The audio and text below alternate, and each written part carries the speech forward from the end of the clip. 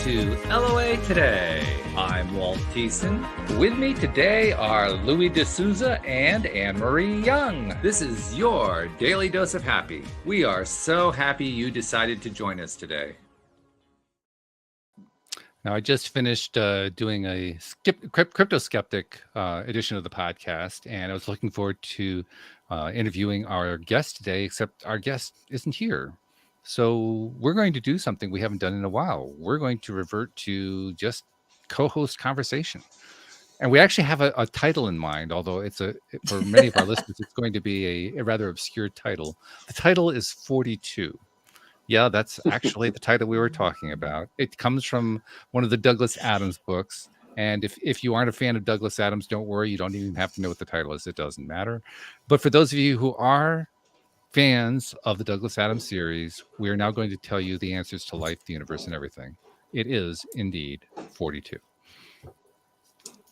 And now here with our special correspondent this week to explain to us how 42 is the answer, it's Louis D'Souza. I thought you were going to say Douglas Adams.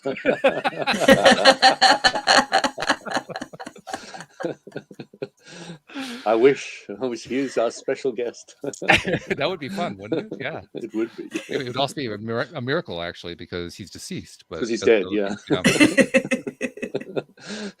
We can do these things, Walt. It would be great for radio.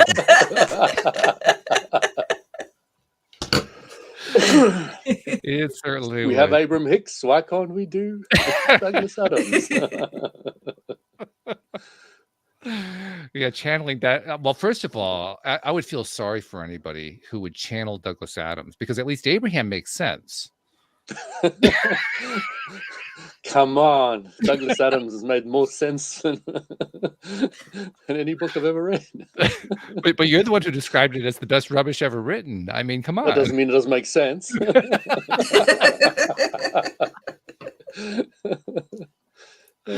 Oh my goodness. Well, I have to say, I'm very happy to be back from our vacay. We were at the Cape for the past week and enjoyed ourselves immensely. It's always kind of fun to re-immerse yourself in everyday life when you get back from a holiday. And that's been the case for me today, trying to catch up on all the stuff that just kind of piled up on the desk. Although I have to say, I'm really glad not as much piled up this time. I mean, the pile was there. Well, it was a virtual pile, first of all. But it wasn't all that. It wasn't overwhelming like it so often is in the past. So I think what must be happening is I'm getting better at manifestation. Like I'm manifesting not just the holiday, but the delight afterward. So I consider that to be progress of a sort. That's awesome. Good. Yeah. And you're well, actually I'm just surprised. I didn't realize you went to South Africa, to the Cape. Not the Cape, the other Cape. The one in America. There's one in Not America? Cape Town? No, this is Cape Cod. Oh, not Cape Canaveral. Oh, okay. No, that's where the rocket scientists are. Oh, okay. No, this is just seafood. This is just the best seafood, and it's wonderful seafood, and it's seafood every day. And you're basically on a seafood diet where you see food and you eat it. So it's great. It's wonderful. I like it. It's like Sunday. My mother always said that you have to fish for your supper. Yeah, that's right. Although I have to, I think I'm done with shellfish for a bit, but it was good. It was really, really good. Did you buy it from seashells on the seashore? No, not really. No. There were no poets. Well, actually, that's not true. Well, one of the places on Cape Cod, if you go out to the very furthest point on the Cape, a little town called Provincetown, and Provincetown used to be known for the fact that it was part of one of the original colonies. It was a major, not major, but it was a significant getaway place, so to speak, for people who founded Rhode Island. But is now part of Massachusetts. Go figure. Never really made that connection myself, how they worked that out. But the point is that this wonderful little place has now transitioned over the last 30, 40, 50 years, something like that. And it is now a gay haven. So it is an LGBTQ haven full of people who want to live amongst other people who are of that like mindset. And it's a wonderful place to visit. I've really enjoyed the times we've been there. One of the greatest no, not greatest. One of the most fun times that I've experienced there was a few years ago. They have a gay pride parade every year, actually often more than one. And we were there one year when they had the gay pride parade. Let me tell you, unless you've seen a gay pride parade in Provincetown, or P-Town as it's known, you have not really seen a gay parade. You really have not, because these guys are so over the top with their gayness and with their pride and so forth that it's entertainment all by itself just to see the parade. It's a wonderful thing. But when you just get to know people, get engaged in conversation with them on a day-to-day basis, I mean, they're just, like anybody else, they're just average, normal people. But they're also, there's something different about people who spend their time out on this particular point of land. There's something, they have a different perspective on life, and it ends up showing up in the culture, in the day-to-day experience. It's hard to put your finger on it. You can see I'm kind of stumbling for words, trying to figure out how do I identify this thing. I can't quite identify it, but it's a different feeling. You know how you go to a place, any place it is around the world that you're going to, you're going there on holiday, you're going there on business, whatever, and there's always a feel to the place. P-Town has a feel unlike any other place I've ever been to. It's not a big city, so there's no big city feel to it. It's not your typical rural area by any stretch of the imagination, because it's a resort community, basically. But it's not like other resort communities either. I'm running out of adjectives. I don't know how to describe it, but it's a great vibe. It's a really, really great vibe. So we enjoyed that part immensely, just the visit to P-Town, not to mention the other wonderful places that we went to on the Cape, including Martha's Vineyard for people who know the area. Yes, we did go to the vineyard. It was wonderful. This great vibe, did you find it alien in any way? Alien? No, it actually felt very, I won't say familiar, very comfortable. Homely. Okay. Yeah, well, maybe homely. Yeah, kind of. More like, you have a favorite sweater that you put on. It's that kind of a feel. I'm getting the word accepting. But usually when things are that different, they feel a bit alien. That's why I'm quite curious about it all. Well, what was the word, Anne-Marie? I was getting the word accepting coming into my head. Just acceptance. There's a lot of acceptance in that community for obvious reasons. But yeah, it's a very accepting world to be in when you're part of that community or when you're visiting that community. And I really enjoyed it a lot. Yeah. So, Nam gave us a comment in the live stream. He says, "This year will be my first year experience Pride as an out gay man. We had our Pride festivities this coming weekend. Congratulations. That's fabulous." Yeah. What does an out gay man mean? Meaning somebody who has acknowledged publicly that he is gay. Oh, okay. An out gay man. God, all these words I have to learn. Yeah, there is a nomenclature to the whole thing. That's true. Yeah. It took me a while. As we're calling this session 42, I was wondering if I can put Anne-Marie on the spot. I'm sure you can. The question is, will she go along? What was I doing at 42?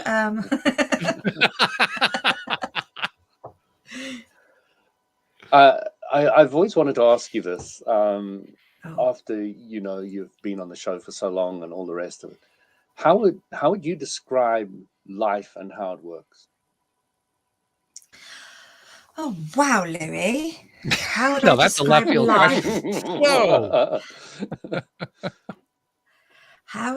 Life is what you make it. How would I describe it? Life is a gift of opportunities. It's an experience. And how would I describe it? Interesting. I think I would describe it as a roller coaster of much fun, lots of highs, lots of lows. Well, not lots of lows, but you go down, your stomach goes. Yeah, that's how I'd describe it. It's not a bad description. How would you describe it, Louis? So the core of life is life. Everything else is second to that one very specific thing. It's life. So anything else comes second to it. So life is the most important thing in the world. Being alive, life. is all there is, really. There is the only goal in life is what you want to make it. Yeah. There is no other goal. Nobody's telling you what to do, where to go, how to do it. Whatever you want to achieve is your business. And the way we have to work around a few things, because we're in a computer game kind of thing, and the basic rule to it is the universal law of attraction. Okay. And where you place your focus, you're going to amplify a certain vibration within yourself, which is going to draw like things to you. The guidance system that you have is your emotional guidance system. When it feels good, head that direction. When it feels bad, turn around, go the other way.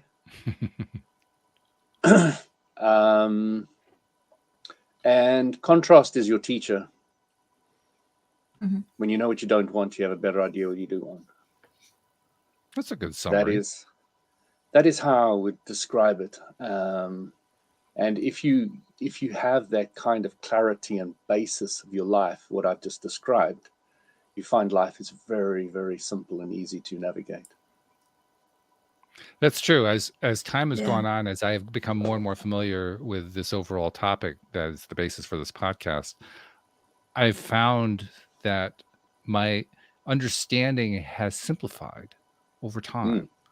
I started a lot more complex, and it's gotten down to the point where it's just a handful of concepts, and I feel like I have the concepts down pretty well in my understanding. Maybe not so much in my real world application, but certainly in my understanding. Yeah. And it just makes it easy.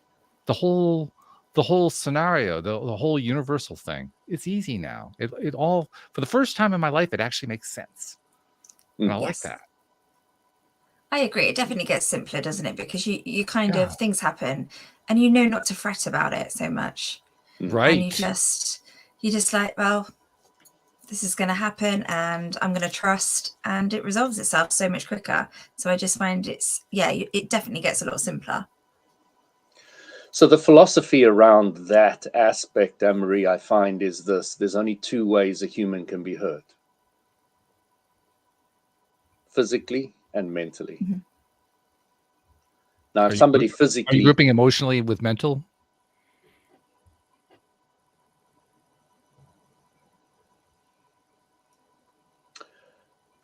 Because of the circular effect from what you think affects how you feel, and how you feel affects how you think. Yes, I'm lobbing them together. Okay. All right. Yeah. Very definitely, because I don't see any way of changing your emotional state without changing your thinking first. It's an interesting question, actually, because it is something that I've been attempting in various ways to do. I never really thought about it in terms of me trying to change my emotional state without thinking specifically. I never really thought about it in those terms. But there have been many times where I am just practicing shifting my emotional state.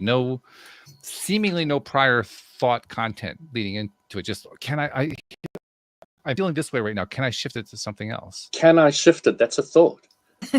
That's the tricky part here, isn't it? Because thoughts are just kind of, they you can't separate these two. It's just like, So I guess the chicken does come before the egg, or is it the other way around? I told you about that sauna story, Walt, didn't I? This guy, they're always trying to come up with questions that would fool me. So one guy says, "What comes first, the chicken or the egg?" I said, "I've got the best answer for you, but you're not going to like it at all." And he says, "What's that?" I said, "Who cares?" I said to him, "The chicken comes first. How's it going to change your life?" "Okay, the egg comes first. How's it going to change your life?" "Who cares?" That is the best answer I've heard on that one, I have to say. So the person who posed the question just feels totally dismissed and disrespected. That's Exactly. Like, Said you weren't going to like the answer. you're just like emulating Marvin from the Hitchhiker's Guide to the Galaxy. That's Guide to the Galaxy, yes. Yeah. I got the brain the size of a planet, and they asked me to make tea.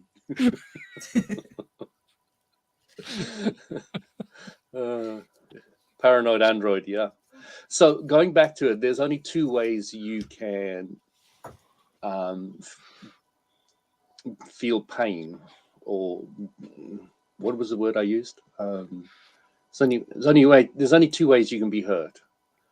Okay, physically and emotionally. Now, if somebody comes and stabs you or whatever, we've got a whole process in our society. You've got the police and the judges and the jail and the psychologists, and you got all that stuff, yeah. But if you were hurting yourself, well, that's also considered part of that same system in some ways. What? Well, for instance, it's illegal to commit suicide. So if you try to commit suicide, they'll get involved anyway. Unless you succeed. Yeah, in which if you case did, it doesn't really make much difference. Well, I'm presuming that you didn't succeed, actually. Yes. Yeah. So, again, what is happening in the background is if you are, how old are we? 50, 40, 50, 60, whatever. Okay. And we've spent our entire life and we haven't learned how to not hurt ourselves with our minds. It's a problem. Well, that's an interesting point that you're raising there. Let's go into it just a little bit more. How many people are even aware that they're hurting themselves with their own minds? This is the question. That's why I'm bringing it up. That's why I'm making the statement. I want people to be aware that if you're feeling scared of spiders, all it is a thought in your head. Spiders are doing nothing. Spiders didn't even know that you had a thought about them. Exactly. Snakes don't care. So it's just you affecting yourself. If you've got a fear of the bully at school, it's nothing to do with the bully. It's about you. And this is why the universal law of attraction works. If you go out there with confidence and no worry about bully, nobody bothers you. The bully doesn't even see you in the playground. You're not a match to him. You don't exist. Plus, Louise brought something up that kind of ties into this. We were talking about this during the holiday, actually. She brought up the idea of how people often describe themselves, when she brings up law of attraction as a concept, they often describe themselves as being positive people, but their experience doesn't match what she says should happen. And she brought it up to me kind of as a way of saying, how do you handle a situation like that? My instant response was, well, I want to know how they're spending their time. What are they giving their attention to? Like, how much news are they watching? How closely do they follow politics? What entertainment are they enjoying? How do they spend their day-to-day moments? And take a look at what it is that they're actually focusing their attention on. Because there are a lot of people who consider themselves to be very positively oriented who spend a whole lot of time focusing on stuff they don't like and don't want. But they don't recognize it. They don't recognize it. They don't know that that's going on. So that's why I asked my question earlier. How do we know that people realize that they're hurting themselves? I'm not so sure that they know that. I'm not so sure they realize that all the stuff that they're giving attention to is coming back and basically rebounding on themselves in ways that they don't. Biting them in the ass is the same. Pretty much, yeah, exactly. And to make the matters even more confusing, that's one of the reasons we came here in the first place. That's one of the reasons we came into this life in the first place, to experience exactly that. So not only do we have an entire population, or most of a population, that isn't even aware that they're hurting themselves, but they came here deliberately to do that. And our societal structure, which from schooling and all the rest of it, which sharpens our intellect to a sharp razor blade knife after we finish school, and are even sharper after we finish university. That knife starts cutting other people up as well as ourselves, or more of ourselves by far than other people. But sharp knives will do that if you wield them. Yeah, exactly. So but you can wield a knife for very positive reasons and uses. You really can. But we're sitting here as humanity and we're cutting ourselves to pieces.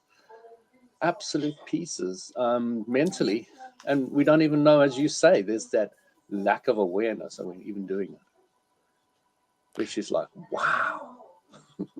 And what happens can- if we do become aware too? What was that, Anne-Marie? So I was just going to say, you know, I can see that with my children. Like I see my eldest one sort of coming home saying things, you know, peer pressure, and she'll say things, oh, I don't like this about myself. And I'm like, no, don't think like that.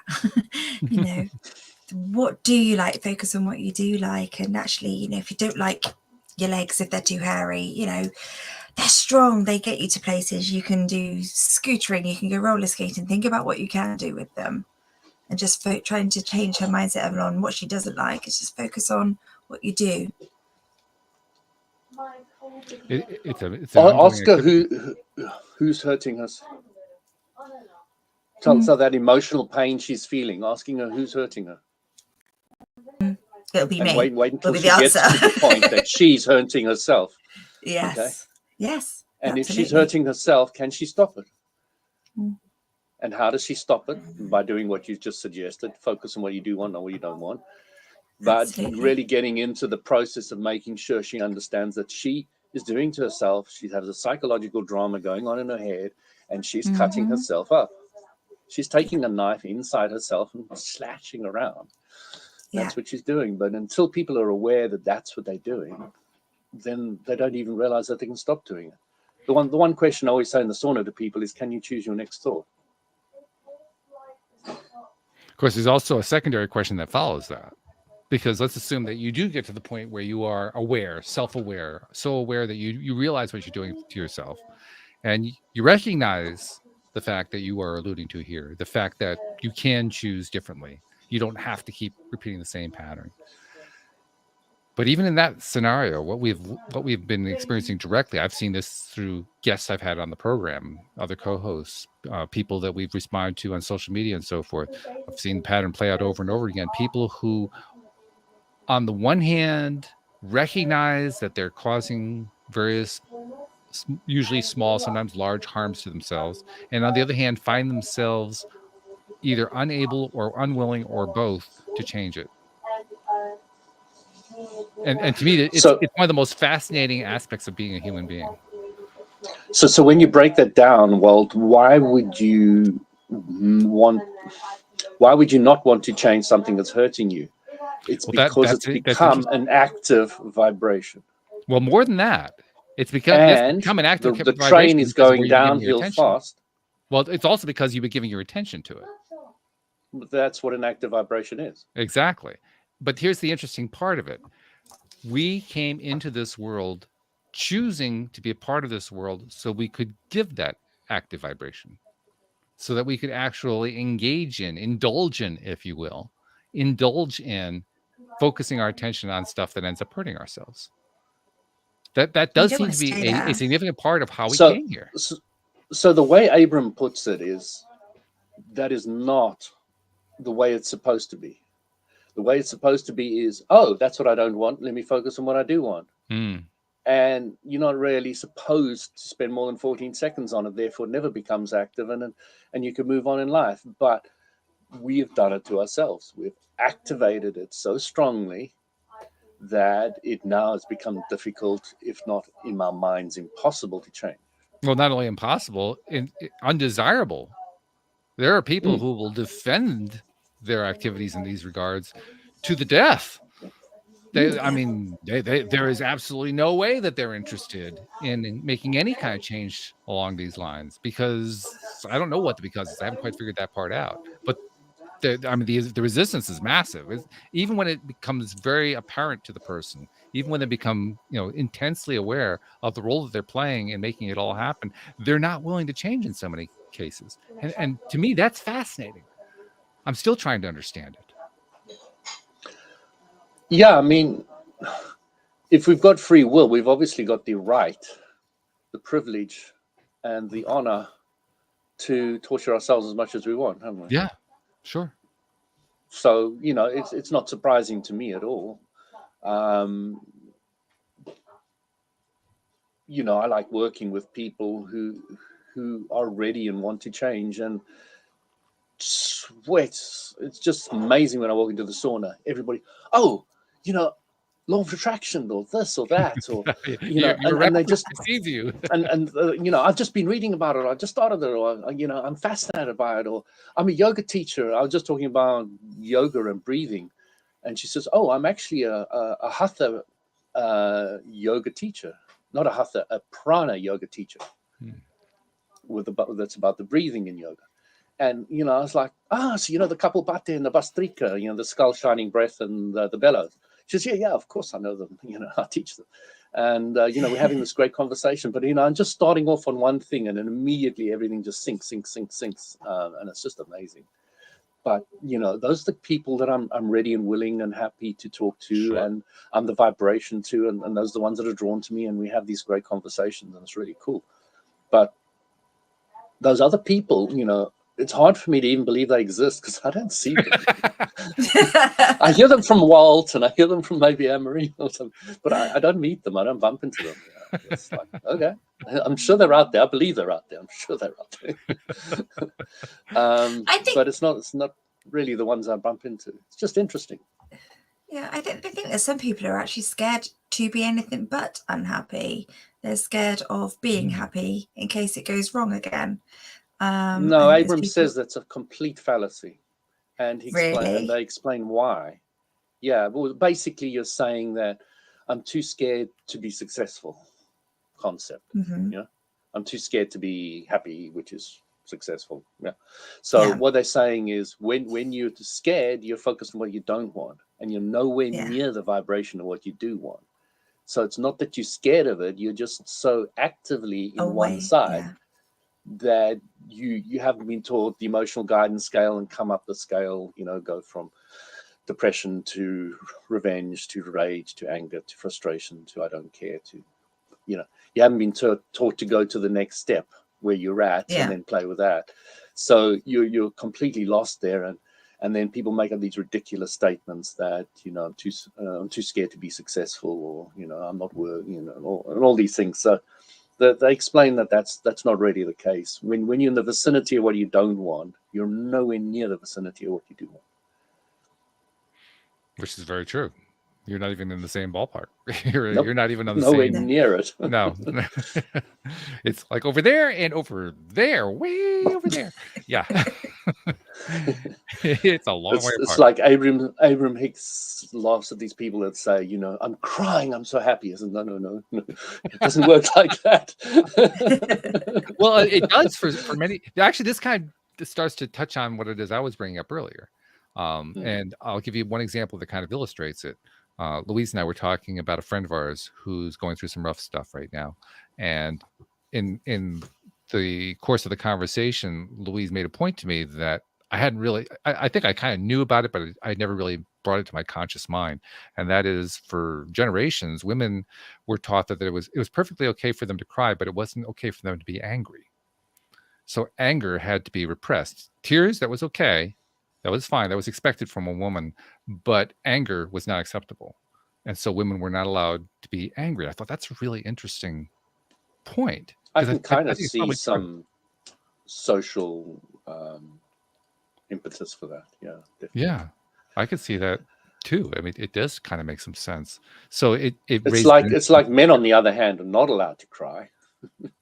Yeah, we had our own issues, but we're very, very happy to be angry. Yeah, right. We could get angry. We just couldn't show any tears. Yeah, that was strange. I guess still, so when you have balance, thing, right? Yeah, weird balance. But it does kind of illustrate something. It illustrates how it is that you can get into a mindset that makes you unwilling to change. I mean, somebody. I'm not saying that. Somebody who is female and wanted to be able to express anger on some level, it didn't mean that they would never want to express anger. But nevertheless, people spend years in therapy just trying to get to the point where they can express anger, or if it's a male, the other way around, you know, trying to get to the point where they can express tears. And I don't know what would happen if you explained Abrahamic principles in such a therapeutic scenario, but I'm kind of willing to bet that a lot of them still would say, yeah, I get it. And then they just keep right on going with the same pattern. Yeah. Mm. And that's the part I'm still trying to, I'm trying to grasp what it is, because I know it's a pattern that I also recognize in myself. We all have this, you made reference to it earlier. You talked about the momentum of the thing, that a momentum builds over time, and that over time, that as it continues to grow, it becomes harder and harder to overcome it. And that's true. But it's a very abstract way of describing a very visceral feeling. When you're in the midst of it, when you're in the midst of that kind of trying to overcome the momentum, it can feel like life and death. I mean, it isn't. You but don't stop and say, "Ooh, I've got an active vibration." Isn't No, that's the last thought going through your mind. It's what Louis does, but hey. That's right. Well, we always do. He was a little strange, but yeah. But the visceral experience is that, no, that's the way life is. And of course, we know that's how we made life. So that's, of course, the way life is. But within the experience of it is, it's like what you were referring to earlier. It's the experience of the person who fears that something's going to happen. And it doesn't really matter whether, the snake is actually there. The snake is in the mind. And so it's as if the snake were there. It's almost a distinction without a distinction at that point. But even if the snake was there, you could cuddle it and give it some love. Kiss it. Yeah, I'm sure that'd be the first thing that was out in the mind. Just because it is really there doesn't mean you're scared of it either. That's just the point I was trying to point out. I do think for some people, though, in that vibration where it is their comfort zone, you learn that that's your comfort zone. Well, an active vibration is a comfort zone, isn't it? It's the same definition, really. Yeah. It's a but comfort even the zone. lower mood. Well, I like to call it a familiar zone because I don't think it's all that comfortable. Well, that's true. It's very, very Some familiar. people. And there's something there's something that we kind of perceive as being safe about something that's familiar, even if it's not safe, just because it's the safest thing we've known. Yes. And that raises the question in my mind, well, why did we choose to come into this world forgetting all the stuff that we knew? That part makes no sense to me whatsoever. I've heard lots of explanations about it. Well, Every single one of them I say, oh, that sounds interesting. And I say to myself, you're so full of it. You have no idea. The one story I've heard, Walt, is that how would you like to remember that you were an old man, young man, girl, boy, this planet, that planet, this life form or that life form? If you had all those memories, you wouldn't be able to focus. Why not? Okay, maybe you can. Do you think you can? Shall I download to you a couple of thousand lifetimes and see how you can deal with them all in your head at once? I didn't ask for that. I asked, why can't you? I'm just saying, have you tried to... That's not answering the question. Why can't you? I'm not saying you can't. Oh, okay. I'm saying I don't think it would be that comfortable. Well, that's the whole point, though, isn't it? That's precisely the point. We are in a comfort zone. Yeah. So we're choosing a discomfort as being more comfortable. We've also chosen to unremember them, to scrape out. I mean, we don't even know what it's like to be dead. And we were there before we came here. It's wiped out. It's completely, absolutely erased. And it's really clever. It's a really clever program. Or really psychotic, one or the other. Well, I know. I get your point. Yeah, I mean, psychosis is clever, really, when you come down to it. It's really interesting. I think it's fascinating how this whole life works. And you know what I've really boiled everything down to is this is what I know, this is what I understand, and this is where I will move from and go to based on where I am now. I mean, I can't tell you what was there before I was born. I can't. So I'm not even going to talk about it. I'm not going to lie. I'm not going to make up ideas. I'm not going to talk what other people have said.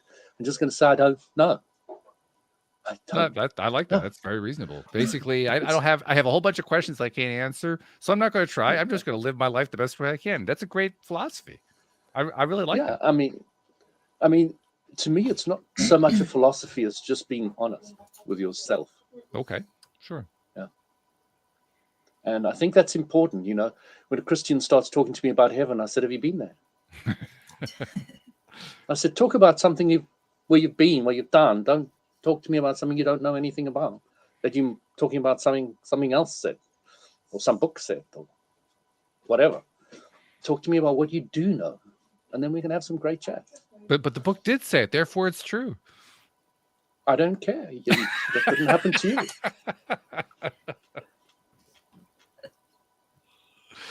Talk about what happened to you. And when they said they've had some spiritual experience, I've had them too. Let's talk about them. But don't make them up to be heaven or this or that. Just say, I had an out-of-body experience, or I had this kind of experience, and this happened and that happened. But don't say it was heaven, or it was this, or it was hell, or whatever. Just say, this is what I experienced. Just be honest about what you're seeing. You know, it's that whole thing about never look up to anybody and never look down to anybody. See somebody who they are, exactly who they are. There is a challenge in here, though. Well, actually, there are a lot of challenges, but one particular challenge is coming to my attention right now. And that is the challenge with the fact that everything that we experience can be described as a dream. I was mentioning that to Louise over the holiday, that, you know, the old children's song, row, row, row your boat gently down the stream, merrily, merrily, merrily, life is but a dream. Well, life is but a dream. For the first time in my life, I get that. I didn't get it when I was a kid, but I finally grasped, yeah, life really is a dream. And because life is a dream, it basically means life is made up of all of the different thoughts that we all think individually and collectively, all kind of swimming together, so to speak. And that is the essence of what makes life. Well, because of that, I can have experiences that I believe that I had because that's what I was thinking about. That's what I'm focusing my attention on. To an extent, I'm creating it in my mind. And I can also hear experiences that other people talk about. And I can kind of take them on board too. And this is where the line starts to blur, because that's really what religious books are. Religious books are stories that other people claim they experienced in their own minds, in their own lives. And they shared them with us. So here's the question. Which of them are true? And the answer is, well, who thought about it and who took it on? There's another dimension to it, is who interpreted it. Well, yeah, sure, that's part of it. And when you get your version of it, how you interpret it. Which means that there really are no invalid mental images, pictures, or whatever. They're all valid. Yeah. So what Abram says is, and I like this, nothing that man has ever created / thought about, because any creation is first a thought. So there's nothing anybody's ever thought about that is ever lost. It's always retained. Everything is always retained. Nothing is ever lost. So all that hatred or anger or frustration is never lost. It's still there. That vibration is still floating around the ethers, or whichever way you want to look at where the vibration is. So the only thing that changes is where's your focus now. And what you were talking about, Walt, I like putting in this way. You were talking about, let me put it this way. What is the difference between a human and an animal? I haven't figured that out yet. Okay. So a human has two abilities that animals tend not to. Okay. One is extensive memory. I'm not sure that's true, but okay. We'll posit it. And the other one is the ability to visualize and create. Okay. I'm not sure that's true either. Yeah. That's the way I look at it. I said, if you want to look at what is really different between animals and man and why he is running this planet at the moment, is because of those two aspects, the accumulation of memory and this is where I think Douglas Adams is really helpful, because Adams posited the idea that humans were actually only the third most intelligent life form on the planet, and that the two more advanced life forms were dolphins and mice, laboratory mice in particular, and that the planet was actually created by mice. Now, personally, I consider that to be a rather robust and idiotic idea, but it was fun and it was entertaining to read. But I think it also raised a very interesting point. And I think I would frame the point this way. I'm not so sure that any of us humans are any more able to visualize than other life forms, not just animals, all life forms. I'm not sure we're more able to visualize. I'm not sure we're more able to do any of the things that you're ascribing to humans, saying that humans have that others don't have. I'm not so sure it's true. In fact, I have reason to believe it's not true. I look at my own cats, and I see my cats exhibiting behaviors that I could, on the one hand, dismiss in a human, superficial human is superior viewpoint, and say, "Oh well, though that's just that's the equivalent of monkey typing out Shakespeare on a typewriter." Or I could look at it from the point of view that I do look at it, which is, wow, these cats are pretty damn amazing. These guys are able to create all kinds of scenarios in their mind, and I can see evidence of it. So I don't really buy. I know what Abraham said. I'm aware of what Abraham said. I don't really buy what Abraham said there. I'm not so sure it's That's true. not Abram, by the way. Well, actually, Abraham did say something along this line. I have to take it back then if you were referring to somebody else. But I do recall Abraham talking about how humans are able to do, how do they say it? Humans are able to create in ways that animals are not able to. And I think it had something to do with how did they say it? I can't remember exactly what they said, but they did say something along that line. But who is your reference? Who are you referring to when you? It's a yogi. A yogi, Indian yogi. Yep. Yeah. So, yeah, I mean, you can argue that point, but I still see humans as being able to, we've built incredible things, we've done incredible things, we've been in incredible places, and a cat hasn't. Okay, might have done other things in its own little world, but in comparison to what we've manifested in this world, there's just no comparison between any animal and a human. There's just nothing. You can go whichever way you look at it. I'm not saying that they're not more spiritual and more aware and more anything else, but the ability to remember all the past, put them all together and create something new, and to visualize it and to manifest it. Humans are really pretty damn good at that. But then if you take all of this away, they would survive more probably than we would. Yeah, I mean, you go back to my story about Safe Soil. If you removed all insects from the world, the humans would die in 20 years. If you removed all the worms from the world, the humans would die in 5 years. And if you removed all the humans from the world would thrive. But it still doesn't mean they would make towers, fly planes, do any of that. They would just continue living, instinctively doing what they've always done and do it well. But humans do have the ability to do incredible things, and we have. I mean, we're able to have these conversations, a podcast, and all the rest of it, and chat about philosophies and concepts and ideas. And I'm not quite sure any other form of life on this planet does anything like that. I mean, I hadn't seen any evidence of it, but personally, I agree with you on that. It doesn't exist. I just don't think it's the only measure of. No, it's not the only measure. No. But I certainly agree that's something that's unique to humans. If you go back far in your past lives, you may remember that you were a rock and then you were a vegetable, fauna and flora, and I'm not so sure there were an animal and a cat. Sorry? I'm not so sure there aren't some people who aren't still there. Yeah, but the way Abram puts it is quite interesting. He says you start the whole process again eventually when you get very enlightened. Yeah, which really puts a spanner in the works. It certainly does. Yeah, it does, doesn't it? So you start kind of getting from that I kind of got the idea of the endless expansion that Source is doing. That kind of gave me an tiny inkling of what this endless expansion is. Yeah, when the enlightened guru becomes the rock again, and goes through the whole process from the beginning. That's another topic I've not spent a lot of time on, but I've kind of wondered about, like, what exactly is this expansion stuff they're talking about? And it isn't just Abraham who talks about that. Streamer David also talks about the same thing. Others have talked about it as well. And it's an interesting idea.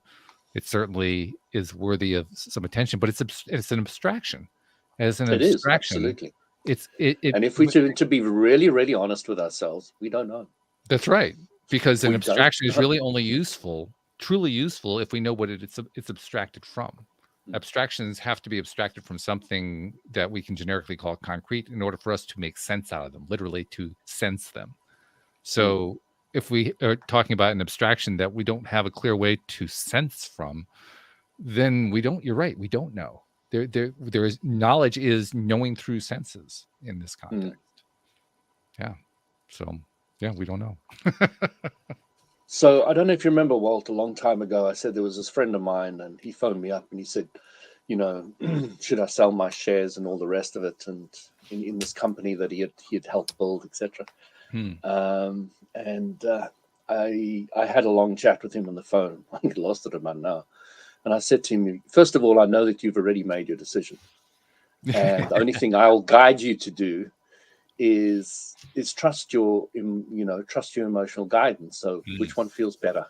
Right. And he went with it and he sold his shares. And 3 or 4 years later, he sent me a text a couple of days ago saying, saying to me, I'm so glad I sold them, because if I was still in now, I would have to put in all the money that I would have got out back in to keep it going and all the rest of it, and I would have lost everything and all the rest of it. And I said to him, no, I'm so glad it went well for you, but that was not the lesson. That was not the lesson. I know it turned you into a millionaire and all the rest of it, but what I was teaching you was was trusting your intuition. Yeah. Okay. And trusting your intuition is not going to be based on you're going to be financially well off. It's going to know exactly what you need at that moment and what is best for you. And it's going to supply, the feeling good, and you're going to do it. And tomorrow something bad may happen. If this had turned out all bad, he would come back to me and chat on me. But he wouldn't have learned the key lesson, which is trust your emotional guidance at the time, because it's always right. And it's something we really have to practice. It's not something we're born with. It's not something we taught at school. Nothing our parents taught. You have to learn to practice this emotional guidance, trusting your emotional guidance aspect. And it's really fascinating to me how that has all worked out. He's now made a conclusion which is to me out of the ballpark what I was trying to share at the time. And if I have the opportunity, I will try and explain it to him if he wants me to. Otherwise, I won't even do that. But it's an important lesson for anybody to understand is how to trust this emotional guidance. It is at the moment that it's given, and it's given for the best of your spiritual advancement, not for your financial gain. I've also been actually financial gain can actually come along with that. It's just not, like you said, it's not the and it did with him. aspect of it. Sure. And it did with him. Yeah. There's nothing wrong with that. To me, the fascinating portion of this, because I think you're touching on something important, which is the idea of trusting that emotional guidance scale, trusting that intuition. I think I've come to a conclusion about this that I hadn't previously reached, and that is, I think we all do trust it. I think we do trust it. It's the awareness aspect again. Yeah. Well, no, not quite. No. What the problem is that when we trust it, or when we think we trust it, that I should probably underline that. When we think we have trusted it, we end up with results we didn't want. The problem isn't a lack of trust. The trust was there. Otherwise, we wouldn't have gotten to the point where we got the result that we didn't want. The problem is that we didn't like the result. And so because we didn't like the result, we decided, well, that must mean we don't really trust it. But we did trust it. We do trust it. We trust it continuously. We just don't like the result. And we're foisting not liking the result on trust. But trust is not the issue. We often make it the issue, but it really isn't the issue. The way I would have put it for this person was, I know what he's done with the confidence of that money. He's as a single guy who's had a lot of fun on the market for a long time after, getting married, having a son, being divorced, kind of looking after the son on weekends and all the rest of it. But the point I'm trying to make is he found another partner and another family, and it's worked so well for him. And I don't know if he would have trusted it without that kind of financial support. So there are other factors that it could have led up to it, even if he did lose along the way. It's so important to learn to just trust your emotional guidance at the time. And it really is learning to look very carefully at the kind of results you get and to see, are they benefiting you on some level or not? Because the way Abram puts it in really simplistic terms is, when do you think you make your better decisions? When you're happy or when you're unhappy? And clearly it's when you're happy. Yeah. I once employed somebody whose answer to a question was, I would trust my gut. And I just thought, yeah, that's what I want, because I knew then they were already in tune with what the role was. Mm-hmm. I agree. Yeah, that's always a good sign. So I remember my dad saying to me, I always look at somebody's nails when they come into an interview. So they're not prepared to keep their nails clean and tidy, I don't trust them. I love it. Well, I was just, I wouldn't get the job, but, yeah. I don't think anybody who ever hears this who interviews people will ever stop looking at nails. But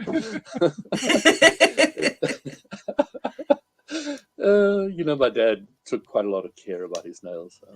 But there's also a flip side to it. The person who doesn't take care of his nails is the person who's not afraid to dig his fingers into the soil. Yeah. Yeah. But when you come for an interview, you should at least clean. That's what you're interviewing for. If you're interviewing for a gardener position, it's probably a good idea. Yeah, I mean, he was a forester, so yeah, you have a point, Right.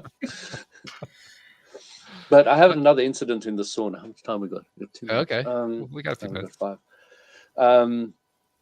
So I'm in the sauna, and this big black African with his gold chain comes in, chatting on the phone. I'm alone in the sauna. It was the outside sauna, and he's yabbering away. And the conversation was quite interesting. He was really trying to help this person in his own way.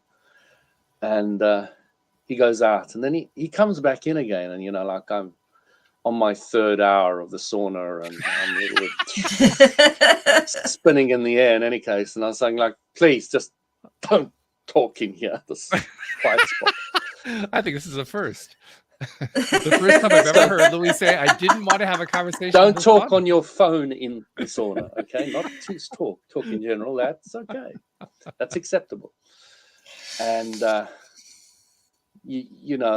the guy kind of makes this conversation short. And, I said, and he said something. I said, what did you say? And he's like, rah, rah, rah, and he got all upset. And, I said, I'll stop, kind of thing. I said, okay. But he was doing it very aggro. So then his mate comes in, blaring away with this heavy rock on his phone, loud as anything. And I'm going, OMG. I said, please turn that off. And the guy looks at me, who do you think you are? I said, okay, I've had it.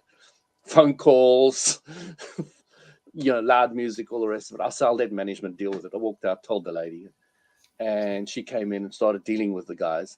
And so I went back into the sauna just to lie down and, let management deal with it. I wasn't going to get involved. Yes, it's in the laws that you're not supposed to, talk on the phone and play loud music in the sauna. No, it's not. And, these guys are getting all upset. And the guy's, who do you think you are? He talks to me lying down. No. What he said is the way he reacted when I asked him to turn the phone off when he got all aggro. He was acting like, I was just being kind and turning off my phone, And I just laughed. I said, yeah, you make me laugh, because he did it so angrily, His words were saying one thing and his body language was saying another. And I just said, I had to pop up and say, you just make me laugh. He probably loved that. Oh, yeah. He says, who the hell are you? And, and he get up and he says, I've just joined. I don't care a fuck. I'll just fuck you up. right in front of everybody, your 2 management staff, everybody. And I said, "Bring it on!" I stood up and was like, "Bring it on!" And that was completely instinctive. I didn't plan that or nothing. That was just my male alpha ego just jumping up on. And then the lady who was trying to sort it all out, the staff was saying, "I think it's best if you leave. We can deal with the situation."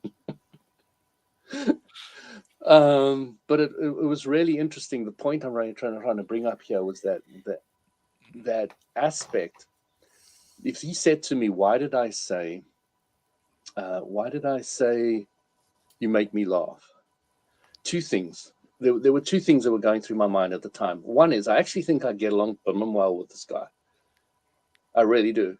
I understand. Listening to that conversation and all the rest of it, I think I get along well with it. The other thing is the difference between saying, "I love you," or "You're horrible," "I love you." No, what's it? How does it go? If you get them completely the opposite way around. So, "I love you," and then "I hate you." Yeah. So it's listening to the meaning of the words and not the words themselves. And that's such an important thing. Is we know how to do that from young. We listen to our parents and we test them. So we're testing with our parents. We're testing what they mean or what they say. And we know how to do it from a young age. But as we get older, it kind of all gets blurred and confused. And I see a lot of people don't really know what's what anymore. Well, for good reason. People have learned how to mask it. So the body language, if it didn't match the actual language before, it matches it even less well now. It's gotten worse over time rather than better. So but worse means it'll be clearer to see. Yeah, well, worse actually makes it for many people harder to see because they don't understand the value of clarity. If they understood the value of clarity, then it would be easy to see. But without understanding the value of clarity, it actually becomes harder to see, which is kind of strange. I know, even as I'm saying it, I can tell that it's strange, but it's true. If you don't really grasp the value of contrast, it just makes you more and more confused to see wider and wider variances between language and body language. And that's what we're experiencing. I think that links to what you said at the very beginning when you said you went to Cape Cod and they had a pride parade and how beautiful it was 50 years ago. It was a completely different situation. To be out and gay was very scary place for some people, very dangerous place for some people. But now having that freedom, there's something you can't even describe. Yes. It's that beautiful. And I wasted 60 seconds earlier trying to find the word to describe it. And I couldn't describe it. Yeah. It's releasing that mask. Yeah. And when the I think I felt something similar in the feeling I felt with being nude. Eventually, and I can imagine the gay would have some similar kind of comment. Eventually, my question was, why do people wear clothes? And by the way, listeners, why are people straight? Why are people straight? First episode of the year. If you look at the beginning of 2022, you'll find Louis the Nudist. That's where we did a whole conversation on this one. So you want to check it out. Yeah, nudism is really amazing when you get into it. It's just so liberating, so incredibly freeing. And I can imagine somebody who's, closet gay. And coming out, it's very liberating as well. And then you get to the stage where who cares anymore? Well, let's just do whatever we want to and let's carry on with life. And then let's just focus on where we're going. That's what's important, where we're going. And where are we right now? The resistance is gone now. All that stuff's out there. Now, where am I going? Where am I going? And that's the question I think a lot of people really need to put to themselves now. They've had the liberation. A lot of people have had the different types of liberation. Now it's, where are you going? What are you doing? Are you saving soil? Are you saving the planet? It always comes back to soil. It always comes back to the soil. As the guy who leads it says, Don't say I love you to your kids. Say safe soil. Safe It means much more than I love you. The words of a true advocate coming out, right? Well, I have to say, we didn't have our guest today, but we didn't lose anything in the process. This has been fun. And there are going to be people who will see the title 42 and they'll say, what? Because they won't know the Douglas Adams series. But it won't matter, because if they listen, they're going to say, this is a pretty good conversation. So thanks, guys, for a pretty good conversation. Yeah, thanks, Walt. Excellent very host as much. usual. And Thanks, thank you Anne-Marie. to our podcast listeners everywhere. We'll see you all next time here on LOA Today. Goodbye, everybody. Take care, everyone.